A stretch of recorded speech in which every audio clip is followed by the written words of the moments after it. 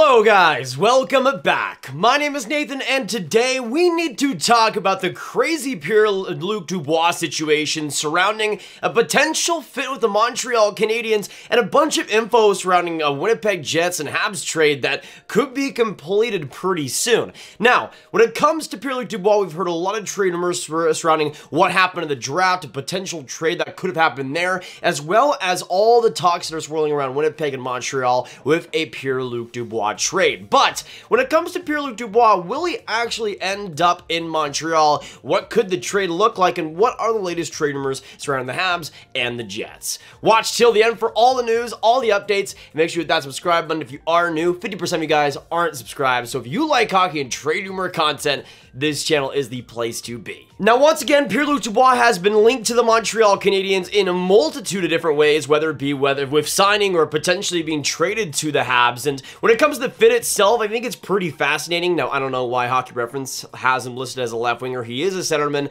I guess can play both. But with Pierre-Luc Dubois, he would be a centerman for the Habs. And this last year, in 81 games, got 28 goals, 32 assists for 60 points. And it was interesting because in 2021, it was a really down year for him. In 46 games, he got 9 goals, 12 assists, 21 points, and was just absolutely horrible for the Jets, but had the rebound season that we wanted to see and was back around that 60-point mark in a full 81 and 82 game season. So Pierre-Luc Dubois, when he is in his prime, when he is fitting with the roster, can be this 60-point offensive physical player that for the Habs they don't have a lot of. Now, a lot of the trade rumors we're going to talk about today come from this article from Murat Yates and Arpan Basu of The Athletic, both the beat writers for the Habs and the Jets, coming together to give us a lot of info on what's happening with the Pierre-Luc Dubois situation, if the Jets could potentially trade him, and what the Habs might have to give up, which is a big thing on top of all the situations we've had so far. And the article, of course, is titled, What We're Hearing on the Canadiens, Jets, and Pierre-Luc Dubois. And there is so much info in this article that gives us a great idea of what's really happening in the Pierre-Luc Dubois situation. Now, it starts like so. For several months, it has been an open secret in Winnipeg. Pierre-Luc Dubois would like to play in Montreal. Multiple sources confirmed to The Athletic that wearing the Montreal Canadiens colors is a dream that Dubois is not shy to talk about in private company. Now, this is interesting. Now, Dubois' agent, Pat Brisson, is making the desires as public as possible. Brisson has stirred the Dubois to Montreal pot in multiple media appearances this week in a clear attempt to catalyze trade talks between the Jets and the Canadiens. So far we know that not just Pierre-Luc Dubois wants to go to Montreal, but his agent, Pat Brisson, wants to see a trade happen. He does not want to stay in the Jets. He does not want his client to stay with Winnipeg and wants to see a Montreal deal happen. So all the sources, all the people involved want to see a Montreal Pierre-Luc Dubois trade. Now, as for the rest, Montreal is a city he would probably, I can talk about it because he doesn't have a contract at the moment. He's a restricted free agent. Montreal is a place, a city he'd like to play in. That's all I can say about that. Now, this next paragraph was the most important and the most interesting, and it goes as follows. A source with knowledge of the situation confirmed to The Athletic that Dubois attended the NHL draft in Montreal because he believed a trade would be completed on the draft floor. As first reported by Radio Canada's Martin Leclerc, Montreal offered 3 players of the Jets in hopes of securing Dubois' rights. You'll recall that Montreal selected Slovak right winger Juraj Slafkovsky with the first overall pick and acquired Curry Dock from Chicago. But another key part of this, but Dock is not Montreal's endgame. The Canadiens have continued their pursuit of Dubois since the draft, and that whole sequence is so important. We know that Dubois went to the draft in Montreal because if a trade were to happen, he wanted to be on the draft floor, he wanted to be there and immediately be able to meet everybody in Montreal and have the fans come and react to a trade live with that. And that just shows apparently how close a trade was really on draft weekend, and the Habs and the Jets were close making it happen. So much so that Dubois wanted to go to Montreal in the first place, attend the draft, which he doesn't need to do whatsoever because he was so convinced a deal was going to happen. So at the very least, now that even though we have the speculation and they're still working on the trade, we also get confirmation that, again, a trade was very close to happening on draft weekend. But also on top of this, again, saying that Dach is not Montreal's endgame, that means that for the Habs, they're pursuing Dubois even with Dach and wanting to have that center court of Suzuki, Dach, and Dubois, preferably. Now, going on to some of the rest, which was interesting, this could be, or it is believed that Winnipeg is holding up the deal in an effort to secure a player Montreal has no interest in moving. Now, personally for me, I feel like the one player that they're talking about here is Cole Caufield. It makes a lot of sense. With Winnipeg, they want to add as much as humanly possible, and in a Pierre-Luc Dubois trade, they want to get something substantial back, and Caufield would absolutely be that. I'm not sure if it would be up to like a Nick Suzuki level, potentially. I don't know if they go that crazy, but I feel like a player like Cole Caufield is what Winnipeg wants to get, and considering that Montreal has no interest in moving a player, to me, Ken Hughes has made sure that, made us known as well, that a lot of the roster isn't really set in place. So for there to be a player that Montreal has zero interest in moving, it would really have to be either Suzuki or Caufield, and I feel like Caufield for the Jets makes a lot of sense, and I think they know that they would never trade a Suzuki for a Dubois deal. That would never happen, so I feel like Caufield is the player and the young player the Jets really want. Or even it could be something different. What if it's like Juraj Slafkovsky? I mean, there was some reports and a little bit of rumors surrounding the Habs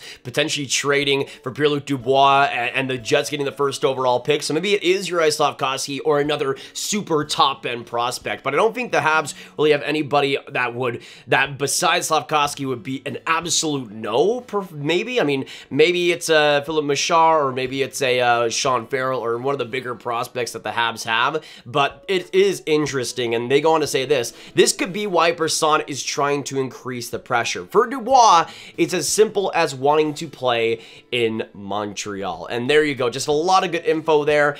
Just with linking the Canadiens and Jets right here with a lot of different trade rumors surrounding the draft. Again, trades that could have happened, and the continued interest of Pierre-Luc Dubois and his agent trying to get a deal done with the Habs. And it just shows that, honestly, at this point, it might just be an inevitability that Dubois goes to Montreal. Now, another interesting paragraph here. The Canadiens have leverage. Dubois will only be 26 when he's eligible for unrestricted free agency. Presumably, Montreal could wait 2 seasons and watch Nick Suzuki, Cole Caufield, and Slafkovsky develop, as they probably should. They could wait and see on Dach. Perhaps he becomes the player Chicago hoped they'd be getting him when they drafted him 3rd in 2019. And then in 2024, Montreal can sign Dubois to a 7-year contract without giving up any assets for him. Now, Winnipeg's counter-argument for this would be that it doesn't owe Dubois a trade to his city of choice. If he's unhappy, he can either keep playing for the Jets as they try to get back into the playoffs, or he can be traded to whichever team gives Winnipeg the best return. If the Jets want a player Montreal won't move, Suzuki makes the most sense on this front. Then they can move on to the other 30 teams who could play a big, young center who just scored 60 points and has a playoff-ready style of play. Brisson must be aware of all this. He must also be aware of the incentives on all sides. This is why agents get paid as much as they do. So again, some more interest there. Again, with Montreal having the option to just sign him in 2 years. And personally, as we go through this article, I feel like that might be the best option the Habs have. Now, this paragraph is also very important, but with Dubois and his camp making it so abundantly clear that he wants to play in Montreal one day, whether that's now or when he hits unrestricted free agency 2 years from now, there's really no reason for Hughes to get overly aggressive here. It's not as if the Canadiens expect to be all that competitive in the next 2 years in any case, and knowing that they would have a good chance of signing him at that point, Hughes could choose to instead get his financial house in order in time to make a bid when Dubois hits the market. And I think that paragraph is so important, again, saying that even though Dubois could get traded somewhere else, it does feel like if Dubois is going to get traded, it will be Montreal, and the Habs do have a lot of leverage in this situation with how much Dubois wants to go to the Montreal Canadiens, again, attending the draft to see if it would happen live. And you could have a very good shot at just signing him in 2 years, maybe overpaying for him a little bit, but you would have had to sign him anyways if you're Montreal, whether you trade for him or not. And there is even the chance that he just doesn't re-sign for Montreal after maybe 2 years that they trade for him. There is a possibility of that, even if it is slim, but just ending up sorting your situation out, which I think for Kent Hughes is a big priority right now, that cap situation that they have and that really the disaster that Marc Bergevin kind of created with the team. Sorting that out, getting some of that roster on the younger side of things and really retooling these next couple of years and then going out for a player like Dubois, I think makes more sense for the Habs, especially considering you just traded for Kirby Dach, and that whole situation now of them still going in with Dubois makes a lot of sense if they go for Dubois in free agency at least. Now, going on to what we could potentially see in the trade, this paragraph is interesting. Hughes has several options in terms of contracts he could send to Winnipeg in a deal, but none of them would be all that appealing to the Jets in return for the player that cost them Patrik Laine and Jack Roslovic to acquire. Josh Anderson and Christian Dvorak make just under $10 million combined, more than enough to accommodate Dubois' next contract. But could Cheveldayoff justify this kind of return, with maybe a prospect thrown in for a player like Dubois? Not likely. So you get a little bit of interesting taste into what the Jets will be looking for, what they won't be looking for, and it seems like in a potential trade, if you're just going to put out Josh Anderson, Christian Dvorak, and like a third-round pick, that's not going to be good enough. The Jets want to get more, and they looks like especially want to get more for the future if they're going to trade a young, talented center like Dubois.